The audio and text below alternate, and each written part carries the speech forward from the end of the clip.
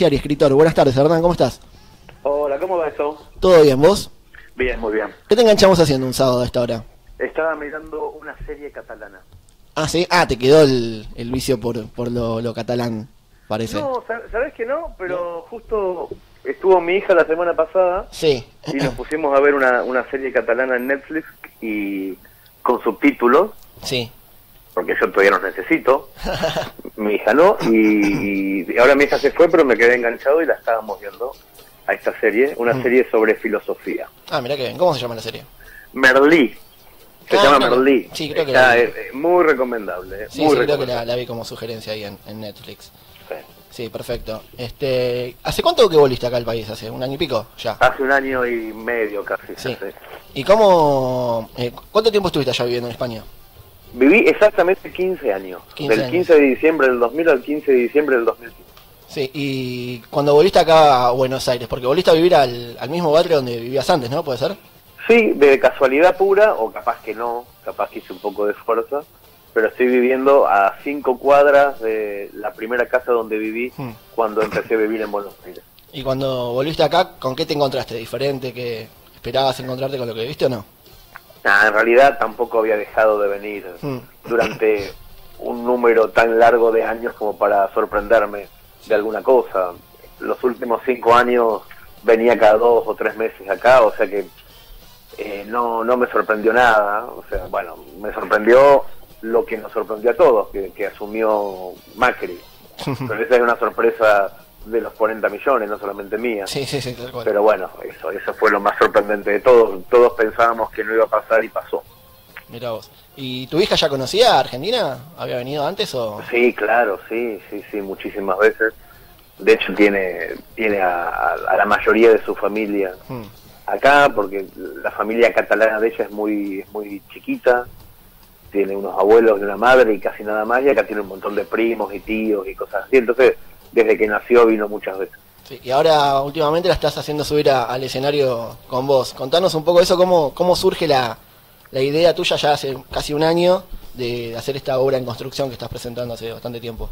Hace un poquito más de un año, empezamos Sí. el 3 de marzo del año pasado, Sí. cumplimos un año ahora mismo, y es muy divertido. De hecho ni siquiera pensábamos que podíamos hacer esto durante tanto tiempo, pensábamos que iba a ser un ratito y nada más, pero por suerte se generó una especie de boca a boca entre el primer público y sigue habiendo gente como esperando ver a un escritor que se sube al escenario a contar cuentos, y va dejando que suban también al escenario los personajes de sus cuentos, que son en un 90% parientes y en un 10% amigos. Sí. Chiri, mi mejor amigo, pero también está mi vieja y mi hermana, mi cuñado, a veces cuando viene de Barcelona mi hija, y así vamos armando una serie de historias que son las que yo suelo contar en mis recitales de cuentos, pero en este caso los personajes de esos cuentos no solamente que no me dejan mentir arriba del escenario, sino que hacen de ellos mismos en pequeños parlamentos. ¿Y si te pasó alguna vez por la cabeza esta locura de subir al escenario, estar en el escenario con tu vieja? Porque bueno, me acuerdo que escuché contar que contabas la historia de la obra de Más respeto que soy tu madre, cuando fue el estreno con Gasalla, que tu vieja hizo algo ahí en el... Me hizo pasar vergüenza. Sí. ¿Y cómo es estar con tu vieja ahí en el escenario? Es divertido, a mí me divierte mucho. De hecho, resultó ser, como madre, deja mucho que desear, pero como actriz es muy profesional, se sabe exactamente los parlamentos, jamás me falló un pie de los que me da. O sea, es tremendamente profesional y no es muy rompebolas como compañera de trabajo. Yo me recuerdo como madre era tremendamente rompebolas cuando yo era chico, pero como compañera de trabajo es muy buena. Así que la verdad es que nunca tuve, en este año hemos compartido camarines y viajes y micros y hoteles, nunca hemos discutido ni nada, así que salió mucho mejor de lo que yo hubiera podido sospechar cuando empezamos a hacerlo. Qué bueno. Y estuvieron en Cosquín la semana pasada. ¿Vos sabías? Esa, bueno, ves, por ejemplo, sí. Estar en el escenario de Cosquín y que tu vieja al lado tuyo te esté cagando a pedos, es muy divertido, es muy divertido. Sí, estuvimos el lunes pasado en la tercera noche de Cosquín. Sí, ¿y cómo fue la experiencia con un público diferente? Porque porque en tus shows va uno que paga la entrada, elige verte, y acá como que vos te encontrás con un público diferente que va a ver bandas, va a ver música. Y se encuentra Sí, yo con vos. lo que encontré de diferente, porque en realidad, al ser en Cosquín muchos escenarios, Sí, las personas que a esa hora entran al escenario donde voy a estar, están eligiendo también verme a mí, porque si claro. no tienen 4 opciones más. Sí. Lo que sí es diferente, me parece a mí, es que cuando el público del teatro no entra ni borracho ni drogado, en cambio el público de Cosquín se fumó un cohete antes de entrar y están todos como muy efusivos. Yo lo que noté primeramente es que aplauden cualquier pelotudez y entonces perdés el ritmo de lo que estás contando porque tenés que esperar a que dejen de aplaudir para seguir. Sí. Pero esa efusividad al mismo tiempo es muy divertida y hace que se generen cosas completamente distintas a las que se generan en un teatro tradicional. Estuvo buenísimo, fue realmente muy gratificante estar arriba del escenario y sobre todo después, porque después ¿viste? Te dan las pulseritas VIP y entonces estás en lugares del festival que a los que no entraría uno por propia voluntad, que está muy bueno también. Y Hernán, te hago una consulta porque es una obra de teatro familiar, pero ¿tus familiares son profesionales del teatro, de la actuación? ¿Tu mamá, por ejemplo? No, mi vieja es jubilada, modista. Mi hermana, que también sube al escenario, tiene un negocio de ropa con su marido, que también sube al escenario, que es mi cuñado, el Negro Sánchez. Mis sobrinos estudian, y los únicos que sí son profesionales, pero no del teatro, sino de la música, son mis primos, a los que yo llamo en la obra mis primos virtuosos, porque son músicos desde chiquitos, Sí. y realmente trabajan de eso, pero solamente ellos, después el resto de nosotros no. Bueno, pero es... Y abajo del escenario, la prima hermana Laura, que es la que hace la parte de producción, también trabaja en producción musical, no teatral, pero tiene mucha experiencia también. Claro, es sorprendente eso, igual que... Yo pensé que tu mamá por lo menos era actriz o había estudiado algo, porque decís que no te falla ningún pie, se maneja bien en camarines, en todos lados, pensé que estaba en el ambiente. No, mi vieja siempre, durante toda su vida, fue diseñadora de moda, no de moda, sino de ropa de pueblo, Sí. así para señoras, pero y creo que hizo durante un año o dos, cuando yo era adolescente, hizo teatro vocacional en Mercedes, pero muy poquito y de forma absolutamente amateur. Claro. Vos antes de esta obra incluso habías hecho, digamos, habías estado frente a un público en charlas, incluso en la charla TED creo que te vi. Sí. ¿Cómo fue la primera vez ante un público, de llevar tus historias a contarlas? La primera vez fue en la charla TED de 2011, Hmm. la primera vez con un público numeroso, quiero Sí. decir, había cerca de 2000 personas. Sí, sí, sí. Y el pánico que sentí fue muy tremendo, muy tremendo. O sea, me paralicé arriba de ese escenario y me acuerdo muy bien de eso. Y después porque lo he visto, porque es una participación que se viralizó mucho, en donde yo hablaba de matar al intermediario, Sí. estábamos en medio del inicio de la revista Orsay, y después de eso empecé a hacer presentaciones en universidades, leyendo cuentos, siempre de forma muy estática. Pero este año fue, el año pasado en realidad, cuando empezamos a hacer esto con mi familia, en donde de a poquito empecé, muy de a poquito, empecé a soltarme, función a función, y ahora me siento, pero a miles de kilómetros de distancia, Sí, sí, de aquel que se subió en 2011 a hacer el TED en Río de la Plata, ese que mencionábamos recién. Sí. O sea, no quiere decir que esté suelto del todo, pero la diferencia es brutal. Perfecto. Nos contabas esto de matar al intermediario que contabas en esa charla. Vos en ese momento fue cuando te saliste del tema de las editoriales y creaste la editorial Orsay. Contanos un poco por qué esa decisión y cómo nació eso.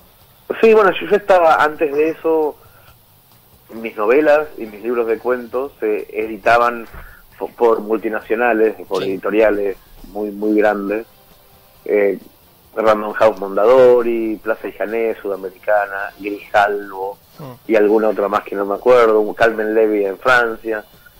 Y un día decidí, por hartazgo, por aburrimiento, porque me cagaban en las liquidaciones, pero sobre todo por un enorme aburrimiento cultural, digamos, decidí dejar de trabajar con ellos, igual que dejar de trabajar en prensa. Trabajaba en La Nación y en el diario El País de España, y el mismo día de 2010 renuncié a todos mis trabajos y fundé la editorial Orsay, que desde ese momento es donde publico mis libros, donde escribo mis cuentos, mis columnas, en la revista Orsay que salió después. Fue como una decisión muy sana, una decisión de dejar de tener jefes y dejar de tener plazos de entrega y de dejar de sentirme estafado en las liquidaciones. Entonces lo empecé a hacer yo, lo que se llama autopublicarse o generar tu propia empresita. Tengo una editorial en Argentina y en España y publico mis cosas con mi propia editorial. Hernán, ¿qué tal? ¿Te habla Luis?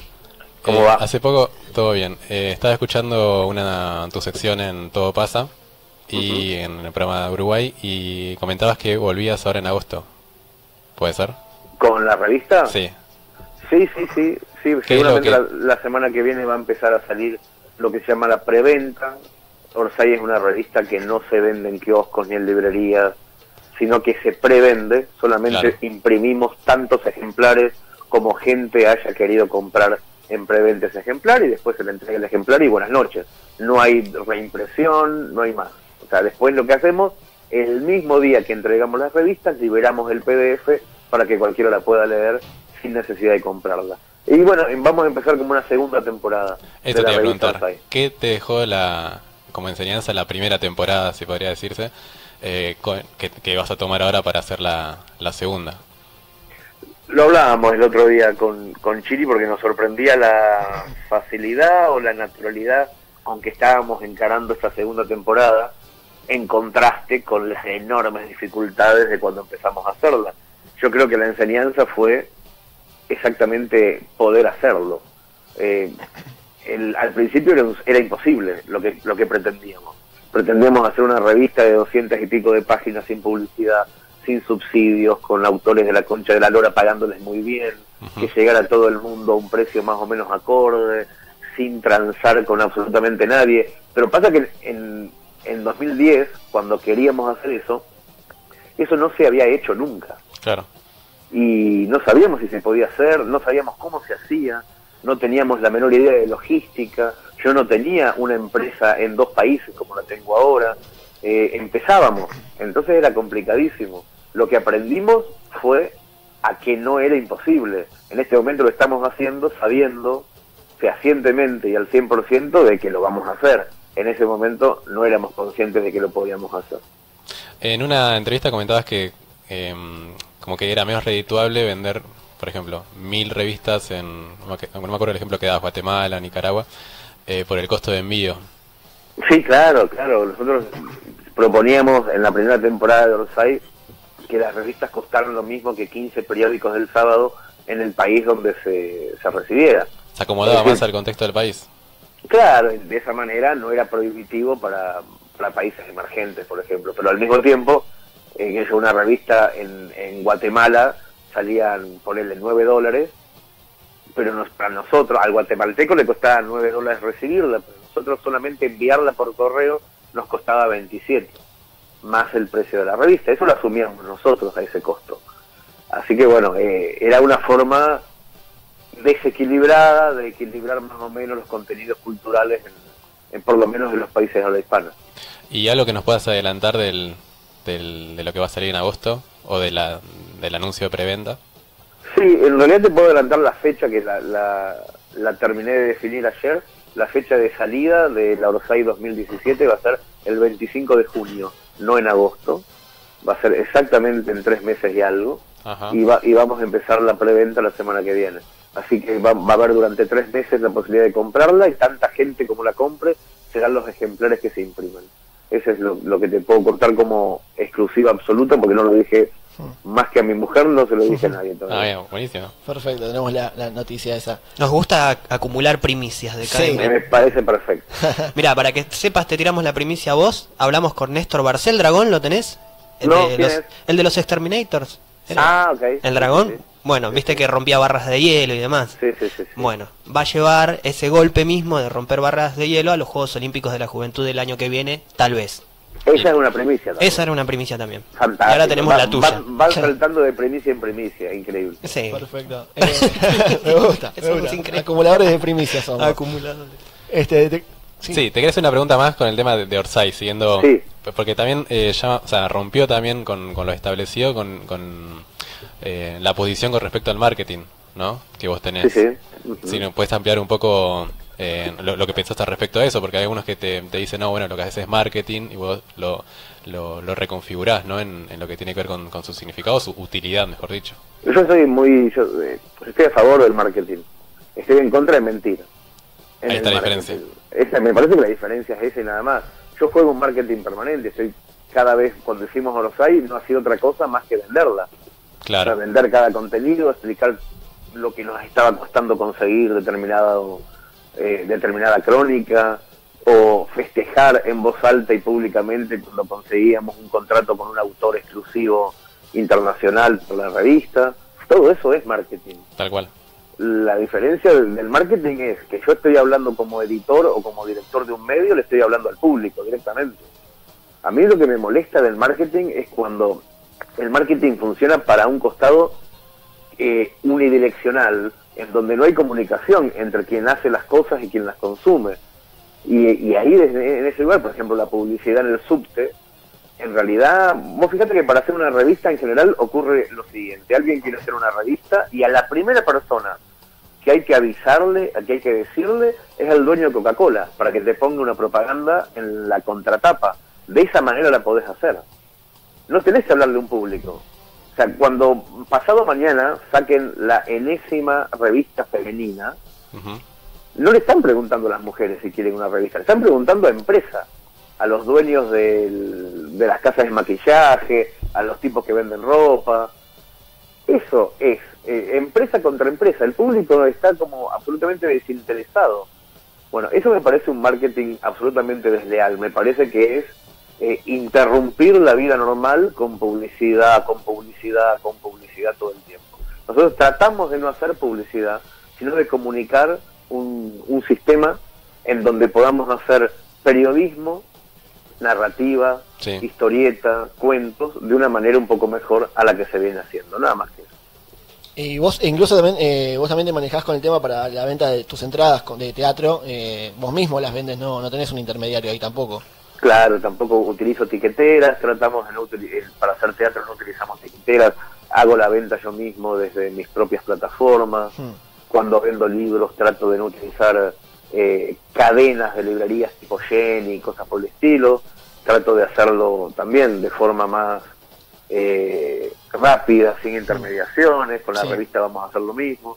Es como empezar a utilizar las herramientas del siglo XXI, que sobre todo son las redes sociales, internet, y esta velocidad de comunicación de base entre el consumidor de contenido y el generador de contenido, usarla y eliminar o sacar de la línea de juego a ese grupo de intermediarios que se lleva el 15% por casi todo y encarece el producto casi siempre. Sí, ¿dónde podemos conseguir tus libros? Porque yo tengo uno que compré cuando te fui a ver el año pasado ahí en el teatro, y después tengo ganas de comprar otro, pero no sabía dónde buscarlo. Únicamente en hernancasiri.com. Perfecto, ahí ahí entras, ahí están los 6 libros que saqué, algunas revistas Orsay que todavía no están agotadas de la primera época, las entradas de teatro, y podés conseguir todo desde ahí. Se paga con tarjeta, con Mercado Pago, con Pago Fácil, con Rappi Moronga y con todo eso. Perfecto, para tener en cuenta. Te quería preguntar sobre lo que te pasó hace ya un poco más de un año, el infarto que tuviste, que fue como un cambio radical en tu vida. Te quería preguntar un poco los cambios de hábitos que tuviste, además de imagino, temas alimenticios y de vida en general. ¿Qué te cambió en la cabeza además? Sí, fueron 4 en realidad los cambios grosos, que es dejar de meterme humo adentro del cuerpo, de todo tipo de humo, desde cigarro, porro, fujivape, espirales de mosquitos. O sea, no puedo aspirar humo. Dejar de comer con sal, eliminar la sal, vivir de día y caminar un poco. Esos 4 fueron mis 4 cambios de hábito bestia, que parecen poquito, pero que funcionan mentalmente de una manera muy fuerte, porque casi yo era de Racing, ahora soy de Vélez, por ejemplo. Me cambiaron muchas cosas mentalmente, no, mentira. Sigo siendo de Racing. Pero, por ejemplo, no, durante mucho tiempo no pude escribir, o me está costando volver a escribir, sí, por el hecho de haber dejado de fumar, y sobre todo por haber dejado de vivir de noche y dormir de día. Pero más allá de eso me siento muchísimo más sano que nunca. Yo creo que desde los 12 años que no estoy sano como ahora. Sí, y eso me da mucha energía también. ¿Y qué hubiese pasado? ¿Pensaste alguna vez que hubiese pasado si no te hubiese sucedido esto? ¿Qué hubieses hecho? Porque vos estabas en Uruguay en ese momento. Sí, no, yo creo que primero sería muy difícil que no me haya ocurrido. Sí. Me iba a pasar sin duda. O sea, el tema es que fue milagroso que después de que me haya pasado, primero que me hayan salvado la vida los médicos, etcétera, después de que haya conseguido cumplir con ciertas premisas que vienen después del infarto, sobre todo dejar de fumar, que es complicadísimo. Pero me hubiera pasado igual. Lo complicado de eso es si me hubiera pasado en España. Sí. Si me hubiera pasado en España hubiera sido bastante triste y no creo que lo hubiera podido superar a nivel físico tampoco. Me pasó en un buen momento, porque estaba recién conociendo a alguien, estaba enamorado, entonces medio como que me chupó bastante un huevo todo lo que tenía que hacer para estar mejor. Estaba como en otro tema. Entonces dejar de fumar y todo eso fue como muy fácil. Finalmente es como una especie de consejo de autoayuda. Sí. Si después de un infarto lo mejor es que te enamores rápido, entonces todo lo que tenés que hacer lo haces sin problema, sin ningún problema. Sí. ¿Y cómo era tu relación con la muerte, con el concepto de la muerte antes de que te suceda esto y ahora después en este renacer que tuviste? Y antes estaba todo el tiempo enfrente como un cartel, sí, o como un holograma. Cada vez que me iba a dormir sabía que me estaba muriendo, cada vez que me despertaba sabía que me estaba muriendo. Cuando fumás una bocha y comés mal, tenés un enanito culpógeno adentro. Hay alguien que está con culpa todo el tiempo, que sabés que lo que estás haciendo es llenando el vaso con una gotita más y en cualquier momento se derrama. Y lo tenés claro. Y yo siempre me iba a dormir cada noche sin decir nada, pero sabiendo que había hecho un poco más para morirme temprano. Y eso se va cuando empezás a tener una mentalidad más sana. Se va. Ese enanito no habla más. Y eso está bueno porque dormís más tranquilo, más relajado. O sea, ahora mi relación con la muerte es como más natural. Sé que un día me voy a morir, pero también sé que no estoy haciendo nada para apurar ese camino. Hernán, te quería preguntar una duda que tengo en general por ejemplo, vos estuviste en España mucho tiempo, un público en algún grado diferente al nuestro, con interpretaciones distintas capaz de tus textos. ¿Siempre escribiste pensando en lo que querías que el otro lea o a veces pensaste en el que está leyendo para escribir algo? No, en realidad siempre me pasó que si bien vivía en España, nunca pensaba en un lector español. Sí. En ningún momento. A veces tenía que hacer, por ejemplo, radio en España, donde sabía que el oyente era eminentemente español, y la hacía sin ganas la radio. O sea, nunca me divirtió hacer reír a un español.